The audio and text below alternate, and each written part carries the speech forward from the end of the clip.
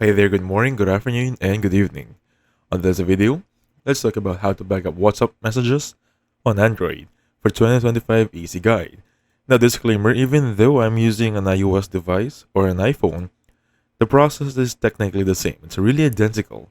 So please stay tuned and proceed on the steps I'm going to give you if you're using your Android devices. So the first thing you want to do is go to your App Store or Play Store on your end. We're just going to make sure that our WhatsApp application would be up to date. And as you can see right there, mine needs an update. However, my end is gonna be updated until last night. So I still have the latest version until last night, so that will be good to go. And I don't really want to waste of your time, so please update it on your end moving forward. Now, once that's completed, open up your WhatsApp application. Once you have successfully opened it up, click on the settings icon right there, or the three dots should be on the upper left section on your end. Just make sure you have to go to settings. Once you're in here, go to chats, right there, and look for the one that says Chat Backup.